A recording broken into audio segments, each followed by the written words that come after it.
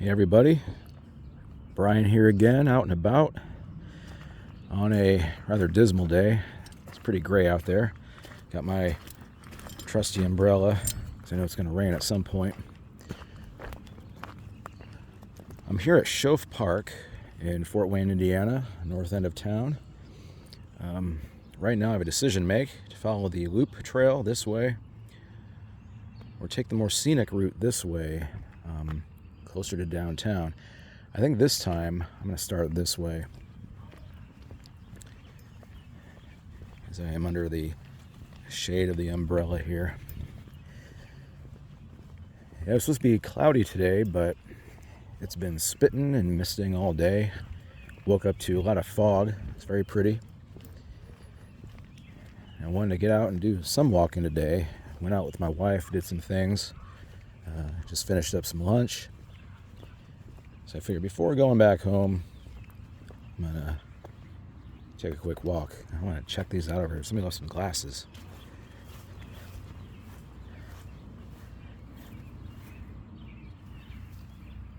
Yeah. All right. I can tell this is kind of aggravating my allergies. Got the throat sludge going on today. So excuse me for clearing my throat from time to time. As you know, these are unedited videos. I just hit record and let it go.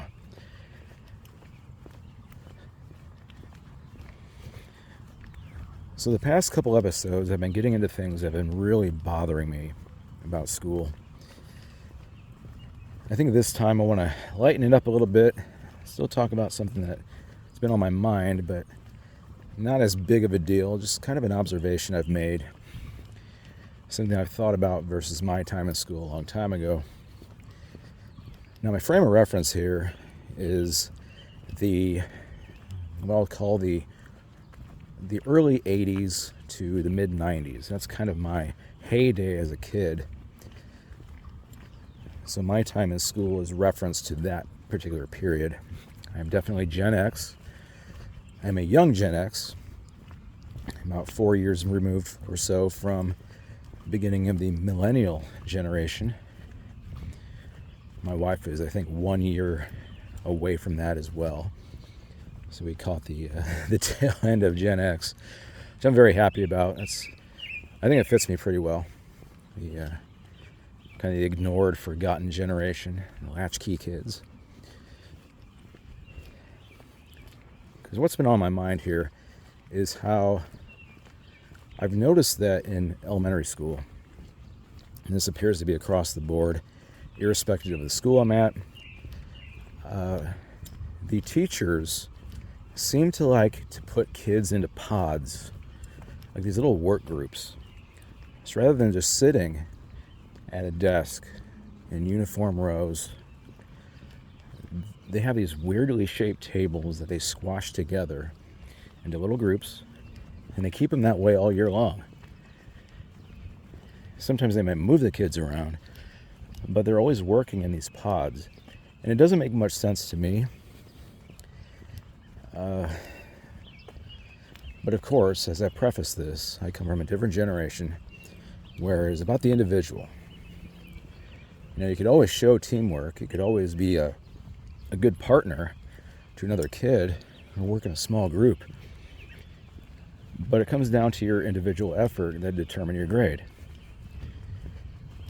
And while grades are still calculated that way, their work output is done almost by committee. And it's strange to me to see that, but that's the way it's been. So I was thinking back to when I grew up, and it's very pretty in here. Kind of what I experienced by way of desks. Back to kindergarten, I don't remember anything about preschool. I'm not even sure if I went to preschool. Kindergarten, we had the tables, not small tables squashed together, but literally kid-sized tables that we would kind of gather around to do our work. First grade, I don't think I remember a whole lot about that. And I don't think it was till about second grade when I have like really fond memories. Fond enough to where I can recall things. I went to a school in Waynedale, which is a neighborhood here in Fort Wayne, until second grade. Here's a look at one of our muddy rivers. Runs by Shoaff Park. We'll be crossing this at some point. I have a little story that goes along with that. But I was in Waynedale, here in Fort Wayne, till 1984. 85, moved southward to the southern fringe of the city. Went to a country school, little elementary school out there at third grade, stayed till sixth. Third grade is when things started to make a lot of sense for me and remain in my memory. Second grade and beyond, I don't think I ever sat in a group. I think they were always desks, little tables, little formations, little arrangements of different styles of desks. And it occurred to me when I was looking at the kids today and what they deal with in the modern classroom, the evolution of the classroom desk is pretty significant. When I taught ninth grade algebra, of course, all the kids had their own individual desks. I had them all in uniform rows, and depending on the size and the shape of the room, it would either be long columns or kind of sideways rows, so to speak. Ooh, big swarm of bugs there. So if you go back long ago, about when I was, I want to say, I think it was about second or third grade, I recall the desks being the type where you had to lift the top of the desktop to access your things. And what that meant was you could only have out in front of you what you really needed. Because if you had to get anything else, you have to take everything off the top, put it on the floor or in your lap, then access the inside of your desk. Very inconvenient, but you were able to keep your stuff with you. It also taught you, good timing, organization, responsibility, things like that. As time went on, the desks changed. Instead of a flip-top tabletop, you got that desk that had the opening in the front, and you can stash your books and pencils and stuff deep inside. They would always be at your access,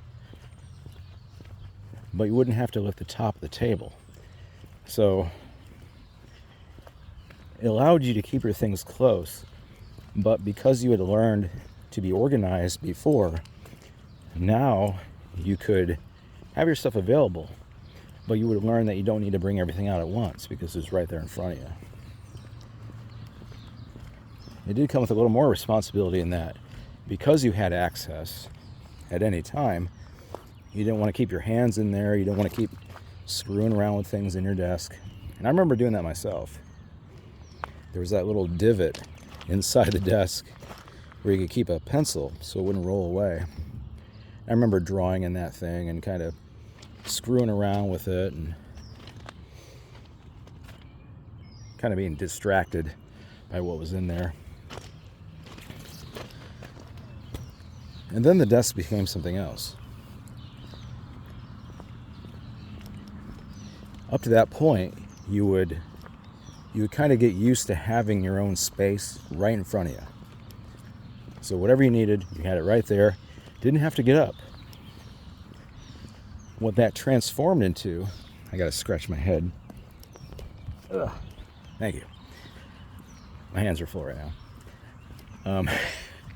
I need to get those meta glasses or whatever those things are that take the video, so I don't have to use this little handheld tripod thing.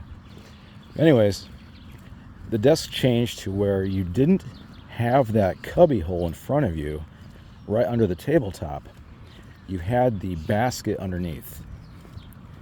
So you'd sit down, you'd have your stuff with you that you needed, but all that was actually kept elsewhere. You had to get up to get all your stuff, like a cubby hole or like a shelf or some other contraption that would hold your stuff. What that meant was you'd have to get used to bringing what you actually need to your desk. And if you needed something else, you'd have to ask for permission. And of course, the teacher wouldn't be so kind with that. And he or she would say, well, you don't really need that right now. You need to stay in your seat. I said, okay. It was like that for a long time. Getting into junior high, of course, that meant having your lockers. And that was an evolution, too, of the desk, because when it came to your desk, your tabletop got smaller, but you got bigger, which meant you could only have out in front of you what you really needed. So if you brought with you to class books for your next class, maybe something to read, maybe some pencil box or something, it had to go underneath your seat. You better hope it had a basket under there. Not all of them did. So sometimes you had to put it around the floor. Well, back then, because all the desks were in uniform rows, you had someone sitting right behind you, which meant their feet could be under your desk. If your stuff is under your desk and their feet are under your desk, well, you better watch out, because they might be kicking your stuff, getting their muddy sneakers all over your things. It was a mess. So it taught some really good lessons about organization, bringing with you what you actually need, and learning to cope with, having to sit around others. So I'm going to pause the talk for a second. This bridge goes over this river, a couple locations here. This is a split, not really a split, I guess, but more of a bend, I guess, of, I want to say St. Joe River here in Fort Wayne. The reason why I'm stopping isn't because of the river. Got a mosquito on my head right now. Can't really see it from here, but this area where the water is, usually this gets dried up and we have like mud flats right here. One year I was going through and we had like a drought, a long-standing drought, heat wave, all of that. And I happened to look down here and I saw something sticking out of the mud. And it was a handlebar. Someone had dropped a bike in the river, or, as I had further thought about it, perhaps had been washed away and it went under there. And I was like, well, I want to see what this bike is. I want to grab it. So, since I was a magnet fisherman, I went home and I grabbed my magnet gear and I came back out here and threw the magnet in to get the bike, and I had a lot of trouble with it because it was stuck in the mud. But I eventually got it, pulled up over the rail, and found it was a limited edition bike. Really cool. It's an Eddie Bauer. So I thought that was kind of cool. So I took it home, cleaned it up, needed new everything basically because it had been saturated with water, basically ruined. And I kept it for a good year. Didn't do anything with it because I was lazy. And I decided, you know what? This thing is just taking up space. I want to get out of here. Or get it out of here. And I took it over to the park and I left it. Left it by a pavilion and I drove away. So somebody took it. I don't know what they did with it.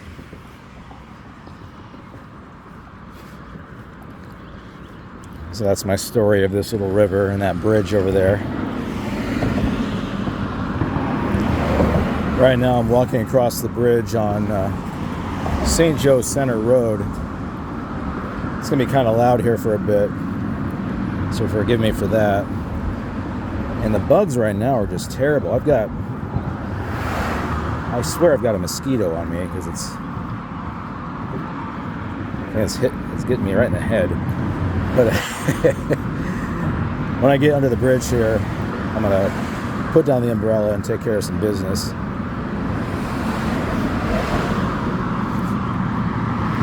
If you look closely, you might see some birds flying around this bridge. I just saw one go by. Underneath here, there are a lot of nests for swallows. And if you do a lot of walking, especially in trails like this, you might get dive bombed by those birds. They're very aggressive. If you're anywhere near their nests, they'll do that, swooping down at your head. They get really close. I've never had one actually collide. But man, they are aggressive. There's another place that I walk that I'll take you to. That has them also, again, under another bridge. It's a much shorter bridge, smaller bridge. So they're clustered down there pretty tightly. If you happen to be out walking over there and they're flying around, they see you, they'll let you know. I'm gonna walk through this grass down here.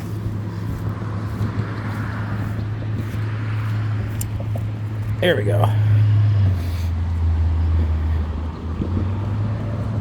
We'll stop to take a look at the birds when we get down there. Back to the desks. I think the main idea is this: you're an individual student. You're graded individually. Your teacher can make comments about how you play with others, about how you work with teams. Are you a good partner? That sort of stuff. But it was really just peripheral to what else was going on. Nowadays, it just seems like you're being graded on your usefulness to other people, on whether you can coexist. And it's not worthless, don't get me wrong. I just find that to be a little strange. And it comes from that old me who used to be in school, who used to be a student.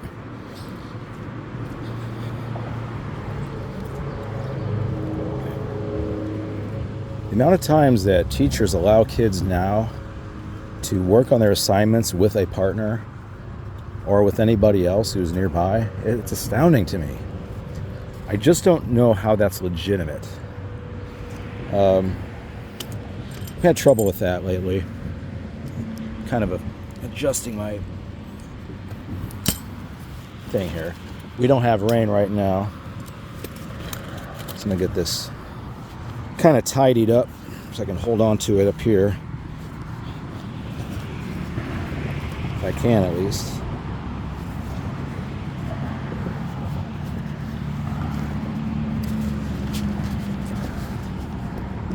Oi.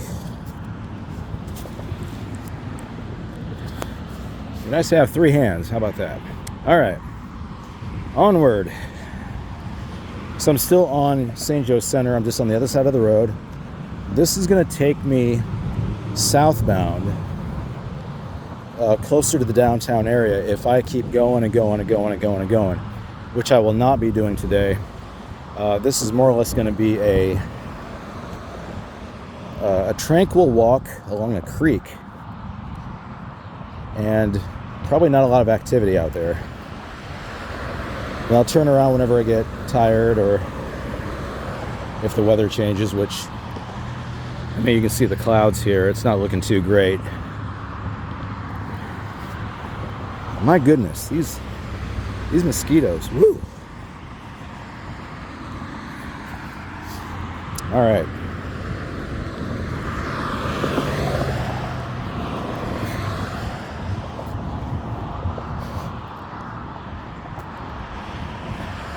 Okay, so kind of in alignment with the idea that kids have to be working in pods or these little work groups, or sitting in every which direction in the classroom, is the idea of doing work not independently but with others. I can see that to a degree if you have a class filled with very maybe kids with trouble, various troubles. It doesn't have to be just intellectual or emotional. Just kids that struggle with motivation, putting forth effort,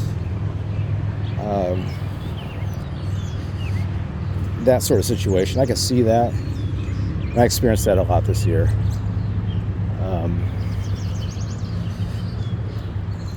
But under normal circumstances, I don't really get the layout of the room. Last season, it was an absolute nightmare. I was working for a teacher who, she had her own troubles. Filthy room, snacks sitting all over the place, on the floor, under desks, curdling on the heater, like old milk sitting around. It was just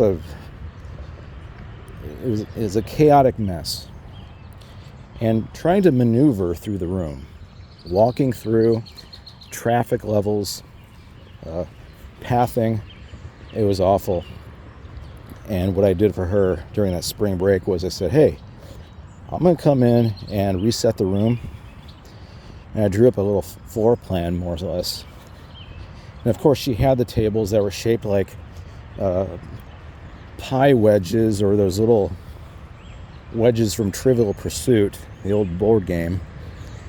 And the wiggly, like, noodle tables that look like a worm or a snake of some sort. Just weird.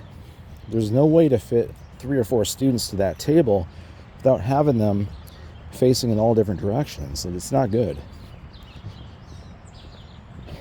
But I drew up something, and I did it for her, and it seemed to work okay. But without good discipline, she let the kids more or less move those tables to whatever configuration fit them. So that work I did was for nothing. But that's nothing new. Yeah, last season was a mess. This past one was really good. Still had issues, certain things, and I've talked about that before, but I've accepted the oddly shaped tables and desks. I've accepted that we don't have the individual desks. Even at 5th grade, they're sitting in these pods. And from what I can tell, in 6th grade, where they're going, it's kind of a hybrid. Some legitimate tables and then some individual desks here and there. That's fine.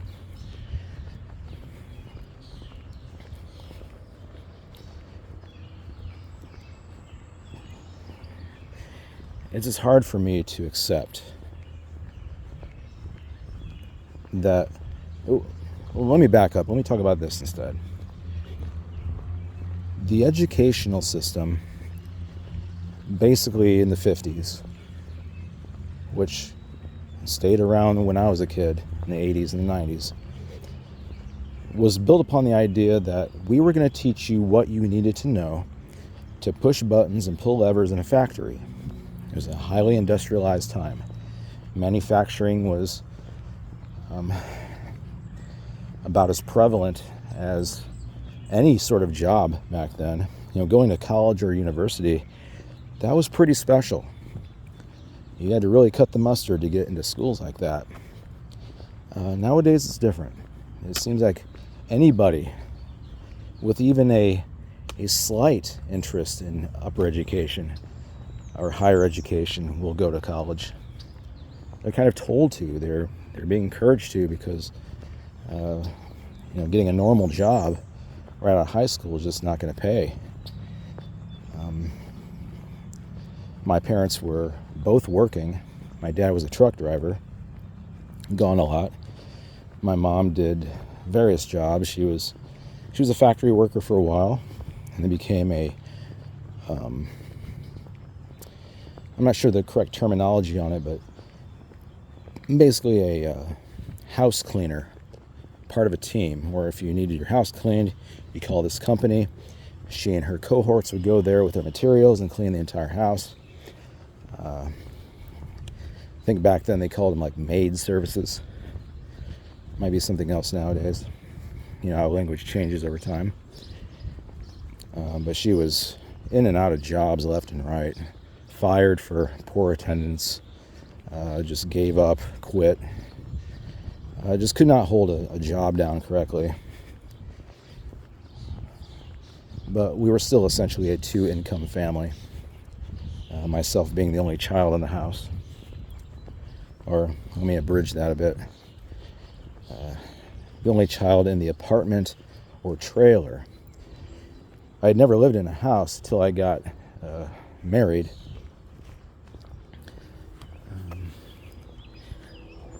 And I get the advantages of owning a house. You're building equity, you're investing in your home. Our house is worth twice than what we had paid for it back in 02, 03, around there. But there's something about living in a trailer that I miss. And I think it might be the smaller space, the community, smaller yard. Back when I lived in a trailer, nobody could have a dog in the neighborhood, which is great. That's a perk for me, because I can't stand dogs.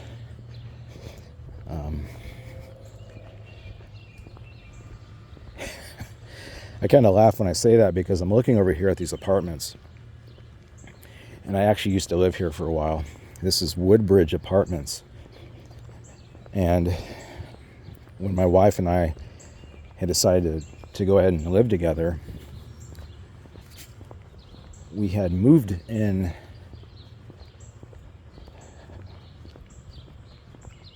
I might need to change what I said earlier. We moved in here after we started dating around 2002, 2003. We stayed here in a couple of their units for a handful of years before getting a house. That's what it was. Okay. So it was actually much later in my life if I lived in a house. Totally forgot about that. But yeah, we lived here for a while. And in the video I put out, I think it was the second video for my car or my bike ride, I mentioned how moving to the north side of this town was not really beneficial to us. We had more problems with crime and issues with other people. And that was absolutely true. But this is where we were. It's not inherently bad. It's just I don't particularly trust this side of town. I liked it better out south. And with my ride back when I did that second video and being out here now, I feel two different things. Over there it's nostalgia, a feeling of warmth and comfort. Here, anxiety. And unfortunately that's the plain truth for me. But it's funny how that works. When you're young, when you're a little more precocious and maybe not as burdened by life as you might be now, things are a little better. You have a more glowing outlook on your life and your time at your age. Because I struggled quite a bit. I had, thanks to my mom, I had a lot of trouble with connecting with others. The first couple of years of my relationship to my then girlfriend and then eventually wife, fiance to wife, because it was such a quick turnaround, it was tough.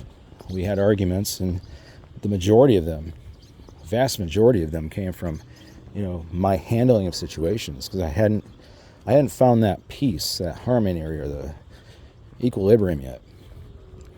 And being with her all these years, and we're approaching 23 years here in September, I've mellowed out quite a bit. I've discovered what it takes to be happy and to find that moment to where I can breathe, think about things, and then respond accordingly. I've come across kids in school that could really use that sort of rebalancing. There's something I talked about with I want to say it was my math teacher that I worked with this year. And I brought up how she and the other teachers at the school, and really teachers everywhere, are in a battle for the minds and hearts of the kids that they work with against the parents. Think about it this way. The kids grow up in a house, they're taught something, they're, whatever moral or value-based system that they're a part of, that becomes ingrained in them, becomes a part of their system. They carry that baggage with them wherever they go. The size of that baggage is proportional to the positive and the negatives of that system. So if you're a kid that grows up in an abusive house, your baggage is going to be pretty heavy. And it's hard to unload that when you go to school, which teaches an entirely different system. It's really tug of war with these kids. We think of it as a zero-sum game. They do a little, we do a little. Those kids remain somewhere in between. But I don't think that's the case anymore. I think for some of these kids, their history is so heavy that it's virtually impossible to really break through with them until they reach that higher age of reason. And I want to say somewhere in their teens. Elementary school, man, it is tough. No matter what you do, they still got to go home. That chaos, that tempest. There have been a lot of kids this season who, and no fault of the teachers, no lack of effort on their part, but they just couldn't make sense of it. They didn't know what to do in a structured, less chaotic world. Because all they knew was chaos. All they knew was abuse. All they knew was neglect. And here are these people that come in and say, hey, we care about you. We're giving you this, that, and everything else. Here's a hug. Side hug. Hug nevertheless.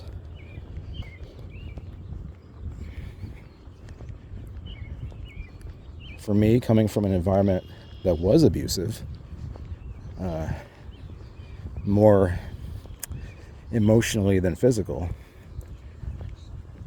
I didn't quite have that issue that some kids do today. And I'm one of the lucky ones because I did not follow the trajectory of my mother. Everything she did, I did the opposite. But for some of these kids, their cycle continues. They go with what they know. If they're told that this is how adults live, that's probably how they're going to live.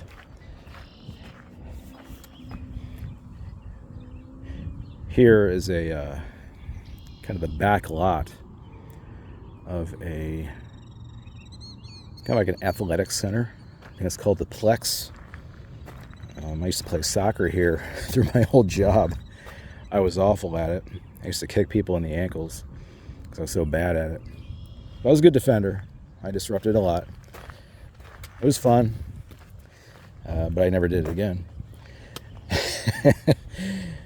Back on the track here. If I keep going this way, and here's the soccer fields. If I keep going this way, this will take me all the way down to Coliseum Boulevard, which is a major thoroughfare in the city. It is a clogged, irritating, traffic-heavy mess because of the layout of this place, this city. We jammed so much in the north because we thought that was where the hot part of town would be. And we were right for a while. But now it appears the Southwest is kind of becoming that in thing. A lot of growth out there. A lot of expansion and annexing. So if someone lives out there, well, prepare for the traffic. Prepare for the nonsense.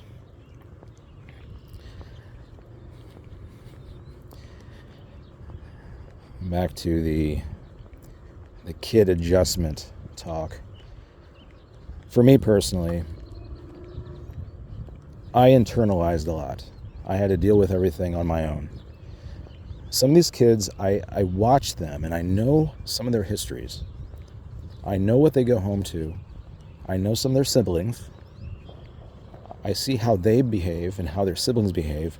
I have a good idea as to what's going on at home. Sometimes I get insight into that. Sometimes I have to put things together and, kind of guess what a typical day in the life of these kids would be at home. And rarely do I come across a kid where I say to myself, you know what, that kid, I bet things are in order at home. I bet there's a good value system being taught. I bet some sensible morals, reasonable morals are being taught. Because that kid shows them. This isn't to say a kid who grows up in a terrible situation can't do that. But man, that struggle to fight against what you grew up in is very hard. It takes someone of intense integrity to get over that and to not continue the cycle. And as someone who works in the school, this is one of the big connectors I have with the kids. I try to notice who could use a little more encouragement, who could use more contradiction to what they experience at home, because these are still very impressionable kids. Fifth grade, the girls are halfway developed mentally. And I say that in regard to the development of the brain. Boys, not even halfway there. And that has been very apparent this year. I cared about those kids a lot, but man, those boys, they make me laugh only because sometimes crying is not an option. But I say that with all due respect. And I hope they will do well in 6th grade. Pausing the talk for a second. As you can see ahead of me, this is just a straight path. There's a little bit of a curve up there as it approaches. There's a hotel up there that sits along Coliseum and the actual Coliseum itself. I'm not going to go all the way down there. I think I'm going to stop right here at this little bridge and continue to feel thankful that it didn't rain on me. It was misting there for a while. Got little birds here chirping away. Yeah, this is the Plex. That's where I played soccer. Nothing going on here today. It's very quiet over here. Usually there's, bike riders and stuff going on, but I think maybe the conditions were not too good for them. I don't care too much. I have a different channel, and I had thought about going out in the winter time for like a snowy walk in the park or something like that, and it just never happened. I might end up doing that in future videos or something, because at some point my locations are going to dry up, and even though I might go do certain ones again, maybe in a different configuration or order, I don't want to retread old familiar places. I like to change it up a bit. I might incorporate more outside parks, state parks, and things like that. There's a beautiful park here in Indiana that has fire towers, so emergency towers that you can climb and see the landscape. It's beautiful. Kind of harrowing if you have fear of heights, if you're a bit acrophobic. I kind of am, in a way, but I'll still do roller coasters, things like that, within reason, of course. So we're at about the 40-minute mark on this video. That's a beautiful bird. We have a lot of these little blackbirds with orange wings. Kind of hard to see. I'm not going to zoom in. But we have them all over the place. They like to chirp. Whenever I hear the chirping, it's like, I know what's making that noise.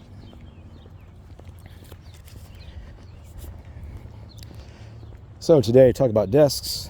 A little bit of the history that I've had with how desks have changed over time. And I mentioned how, the way education used to be, it was gearing us up for manufacturing. Nowadays, kind of circling back to that talk, it kind of makes me feel like they're gearing the kids up for office jobs, data center jobs, like an Amazon team-based sort of job where you go in and you have your work friends and you're scooting around on little electronic scooters or something before you go to work. You work for like 45 minutes and you take a 45-minute break and then you do it again. Is that really the breadth and the distance that these kids can go? I don't think so. I think some of them, they're definitely going to go to college. What sort of education they get, I don't know.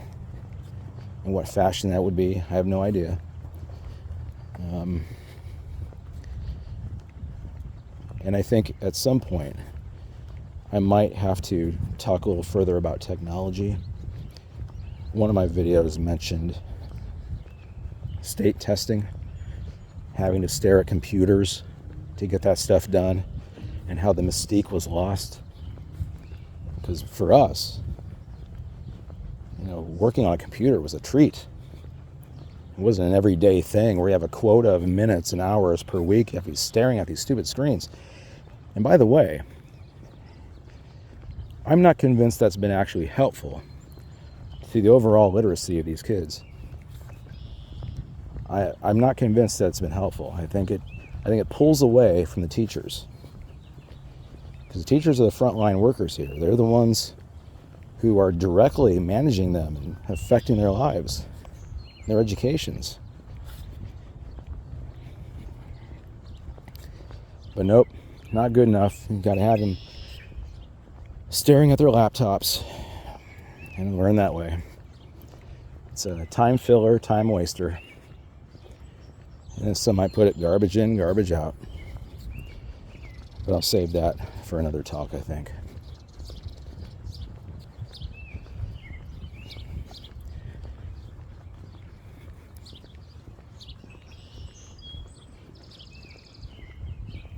My summer is going to be a little different.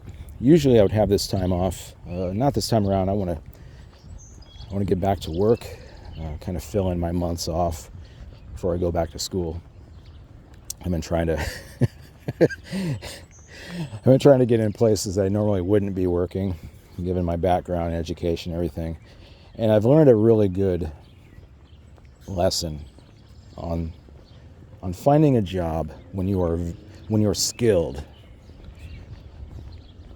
Even though in my history I have 17 years of, actually more than 17 when I add working in a dairy plant and working in a distribution center and my time in production and warehousing, I have a good, I'm probably pushing 19 years or so of manual labor, getting dirty, wearing jumpsuits and gloves and hard hats and bump caps, PPE, personal protection equipment.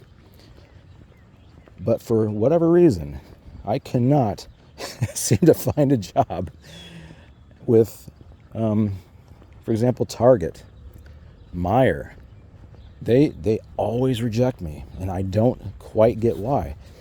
Or I hadn't until I realized that my resume cannot include anything that reveals me as being skilled.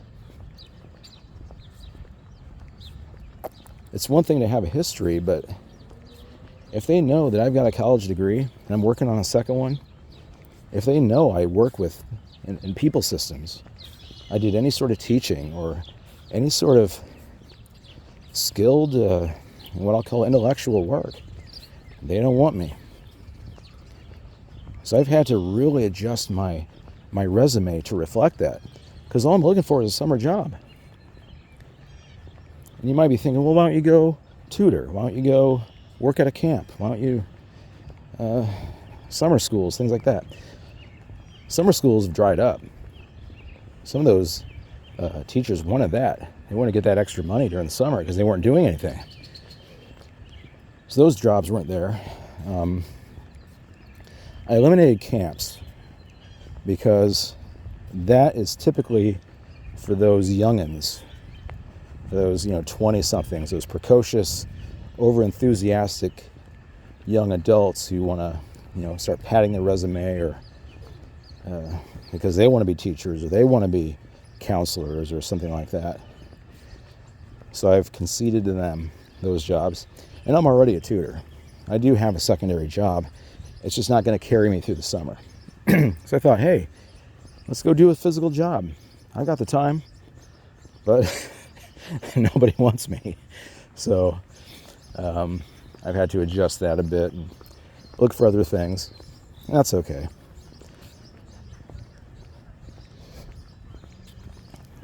Oh, little rabbit. Little tiny rabbit here. Little baby bun. Eating some weeds. Surprised it's not running away. I'm literally about 3 feet away from this thing. It's not the size of I don't know, barely bigger than a softball. Cute thing. I'll tell you what though, I've told everybody who visits our house that if they see any rabbits in the yard, go chase them away. Because what they're doing, we sometimes have trouble with like weeds, dandelions, crabgrass, clover, just getting all over the place. And it didn't make sense to where it was coming from, because we don't have neighbors who have a bunch of those in their yards, so they're just kind of popping by nowhere. And it occurred to me what was going on. I need to get out of here right now. And I brought you to my car. I was like, this is not happening. It occurred to me what was going on. The rabbits that are in the neighborhood, they'd go to other yards, eat all those weeds, and they come into our yard, poop it up, and drop it over our yard. And of course it would grow, because that's how, things we don't want to grow wildly just grow as much as they want to. It's like they don't care. But the flowers and the stuff that we want to grow, it's hard to do. It's funny how that works. But we found out that the rabbits were spreading seeds and such into our yard. And even though I like rabbits to a fair degree, I have to shoo them away. And since I've been doing that, we have not had nearly as much of an issue with weeds. So, part of the reason why I like to go back to a trailer court, not really an apartment. I don't want people living on top of me or beneath me. I think trailer is a nice in-between.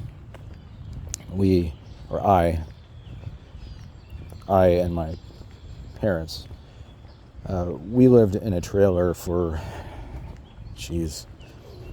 my mother died in 97, so we lived in a trailer from 85 to 97. That was during her time, and then my dad and I continued until about 2001.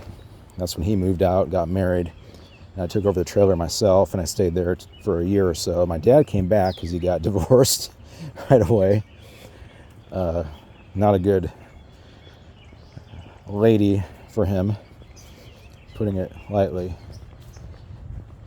So, but yeah, I think the best living situation I've had is really a toss-up between the house I live in now, because of its amenities and size and what we've been able to do with it, and that trailer. I'm pro-trailer, so I'm not the type that would, make fun of those who live in that sort of situation, because it doesn't look good on the outside, but it's definitely nice inside. I think I'm going to cut this video short. I'm already thinking about what I want to do in the next video, whenever that will come out. Hoping for some better weather. I like the heat. Feels pretty good right now, but I could use a little more warmth. Just a little bit. So until you hear from me next, take care of yourself, and I'll see you soon.